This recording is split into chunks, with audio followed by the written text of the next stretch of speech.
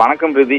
நாமக்கல் மாவட்டம் திருச்செங்கோடு அடுத்த சக்தி நாயக்கன் பாளையம் பகுதியை சேர்ந்த பிரபு மேகலா இவர்களின் மகள் 10 வயது சிறுமி தஸ்மிதா கடந்த ஜூலை மாதம் 27ஆம் தேதி வீட்டின் அருகே விளையாடி கொண்டிருந்த பொழுது அதே பகுதியை சேர்ந்த சாப்ட்வேர் கம்பெனி பணியாளர் செந்தில்குமார் சிறுமியை கத்தியால் வெட்டினார்.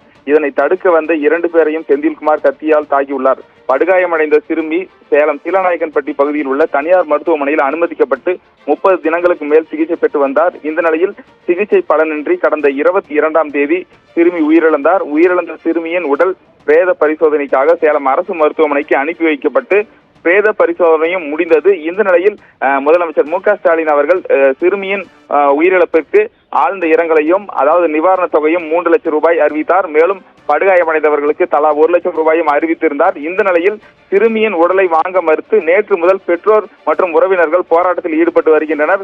குற்றவாளி செந்தில்குமாருக்கு தூக்கு தண்டனை வழங்க வேண்டும். உயிரிழந்த சிறுமியின் குடும்பத்திற்கு 25 லட்சம் ரூபாய் இழப்பீடு வழங்க வேண்டும். குடும்பத்தில் ஒருவருக்கு அரசு வேலை வழங்க வேண்டும் என்ற கோரிக்கையை வலியுறுத்தி சிறுமியின் உடலை வாங்க மறுத்து அரசு மருத்துவமனை வளாகத்தில் உள்ள பிணவரை முன்பு போராட்டத்தில் ஈடுபட்டு வருகின்றனர்.